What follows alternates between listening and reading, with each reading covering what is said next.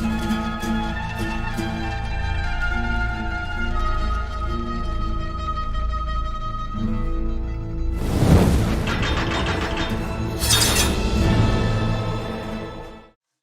back, everyone. It's Charlie. It looks like Marvel's finally bringing Ghost Rider to the MCU as we're heading towards Avengers 5, Kang Dynasty, Avengers 6, Secret Wars, in this big soft reboot that they're going to pull before we start doing all these X-Men and mutant-related movies.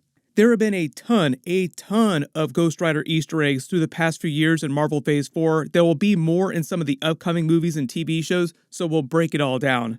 If you're brand new to the channel, be sure to subscribe to get all the videos. I know everyone wants to see Marvel Midnight Suns team up in the MCU. Introducing a version of Ghost Rider is just the next step on that path, but there are a couple ways that they're making that happen. Probably the biggest news this past week is that Nicolas Cage is supposed to be coming back as his Johnny Blaze Ghost Rider, and it looks like it's going to be part of Deadpool 3 with all the multiverse hopping that Deadpool and Wolverine are going to be doing. Most of the websites that are reporting this don't specify whether or not Ghost Rider is going to appear in the 838 universe, since it sounds like most of the movie will take place on that Earth, with a few exceptions. The movie's going to deal with the aftermath of what happened with Scarlet Witch after Doctor Strange Multiverse of Madness. They basically turned that universe in that movie to a more comic book accurate place, with everyone based either on the X-Men animated series versions of the characters or ones that were just much closer to Marvel comic book versions of the characters. That's how they're explaining Wolverine's yellow suit from the comics. You have Patrick Stewart's Professor X in the yellow chair from the animated series. All the other X-Men are coming back, like Jean Grey, Storm, Cyclops, Ian McKellen's Magneto, are all supposed to be wearing similar comic book accurate suits. And since there's supposed to be so many different cameos from Fox Marvel characters like Ben Affleck's Daredevil, Jennifer Garner's Elektra of all people, even Channing Tatum's almost version of Gambit, because they kind of canceled his movie before it actually wound up getting made, it makes sense that you get Nicolas Cage to come back for a cameo as his Ghost Rider because he's the legacy version of that character, and Kevin Feige plans on recasting, doing something totally new with Ghost Rider in future MCU movies. The only difference between the Ghost Rider movies and the Fox Marvel movies, because we're doing a lot of Fox Marvel stuff in Deadpool 3, like X-Men Fantastic Four, is that Sony released the original Ghost Rider movies, not Fox. But you have a lot of Tobey Maguire, Andrew Garfield stuff happening in Secret Wars, so it makes sense that they're doing a lot of legacy Sony stuff too.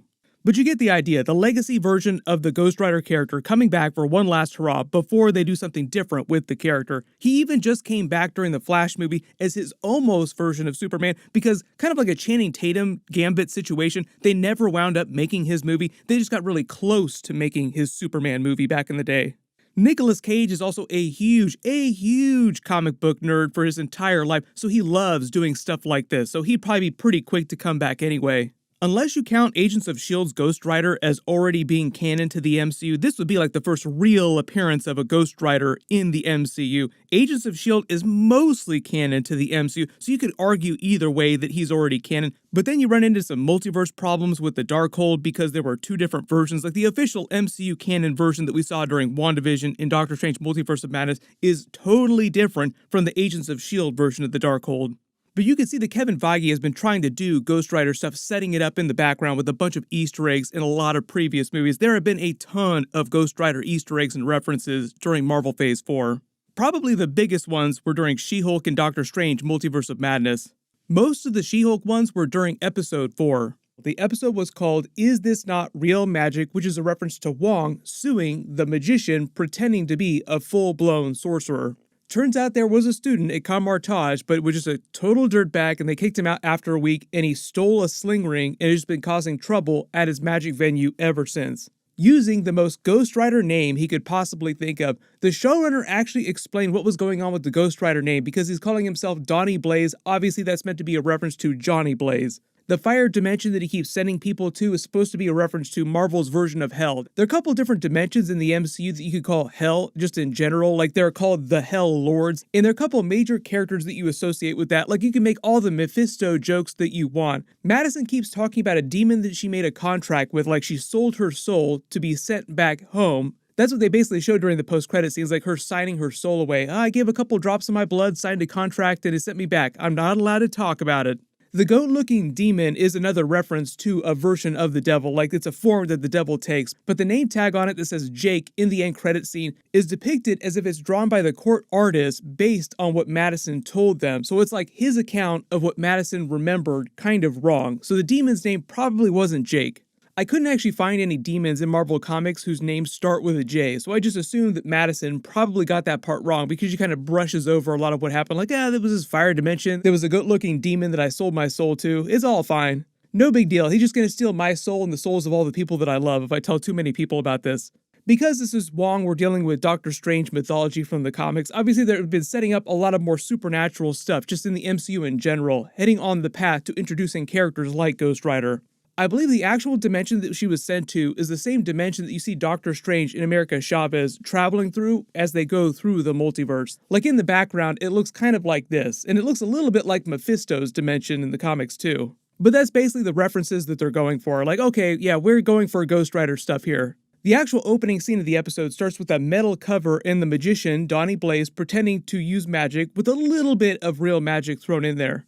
One of the reasons why we've been seeing so many Ghost Rider Easter eggs with all these magic-based storylines like the Doctor Strange character is because a long time ago, Kevin Feige said one of the things that excited him most about the Doctor Strange character is that it was the pathway to darker stories in the supernatural characters. He said doing the supernatural stories through the Doctor Strange movies is the major reason why now they can do the Blade movie, and they have a justification to logically explain how vampires can exist in the MCU alongside Captain America and Iron Man, the other characters. One of the reasons why I haven't done a new Blade video in a while about the movie that they're making right now with Mahershala Ali is just because they completely changed the script, so it's a completely different story that doesn't involve Kit Harington's Black Knight character quite as much, but it does involve the Ebony Blade. So part of that is meant to explain Blade's appearance during that Eternals post-credit scene. Like, why would you have him there? It'll mostly be to pay off all the Ebony Blade stuff. But just bringing it back around to the Ghost Rider character, he's a character you could totally use in darker Disney Plus series or future supernatural movies like the Blade sequels. In fact, talking more about the WandaVision and Doctor Strange 2 connections, if you watched Agents of S.H.I.E.L.D., the Ghost Rider character, the Spirit of Vengeance, already has a deep connection to the things that are going on in those stories through the Darkhold itself. But you all remember the Mephisto jokes, the funnier connection here, just because of all the Mephisto jokes that were going around during WandaVision, is that Mephisto, the character, was actually the person in the comics who bonded the Spirit of Vengeance to Johnny Blaze in the first place. That doesn't mean that Mephisto is going to suddenly show up when Ghost Rider shows up in the MCU eventually. They change the comic book stories all the time, and there are weird considerations about what they can and can't do inside China. I know there's always a question about that. The actual surprise is that they're supposed to introduce a version of Mephisto in the Ironheart series of all places, and it's because they're dealing with the balance of magic versus technology. Anthony Ramos is playing the Hood during that from Marvel Comics, and supposedly he'll be dealing with Mephisto and Agatha from Coven of Chaos. Like, he wants to work for Agatha, but supposedly Mephisto is also trying to manipulate him. Supposedly he's going to be played by Sacha Baron Cohen, of all people, so I don't know what it's going to look like when they eventually get to that series, but we probably won't find out till next year at some point. As for who they would get to play their new version of Ghost Rider in the MCU, new version of Johnny Blaze, I know a lot of people would love to see Keanu Reeves be their new version of Johnny Blaze. Right around the time that Avengers Endgame was coming out, Kevin Feige did admit that they were meeting with him about a project in the MCU, but he also said that they met with Keanu Reeves during every big Marvel phase, just about new projects that he might be a fit for and which characters he was interested in. And the reason why you haven't seen him in the MCU yet playing a character is just because they haven't found the right character for him yet that he connects with on a fundamental level.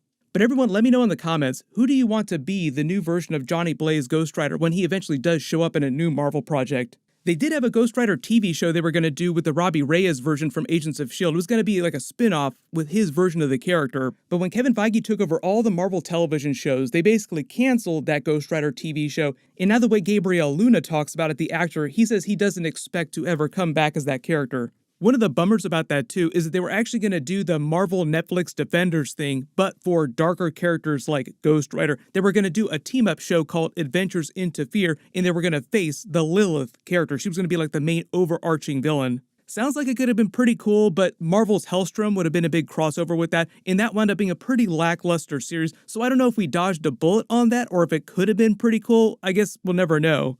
So it does sound like when they introduce a new Ghost Rider, it'll be a completely new version of the character with a totally different actor. But if we hear any more news about Ghost Rider, of course I'll do more videos about him just in general, any version of the character in the MCU. The next big upcoming Marvel series will be Loki Season 2 episodes starting in October. It's not really supernatural connected, it's mostly connected to all the Avengers 5 Kang Dynasty stuff.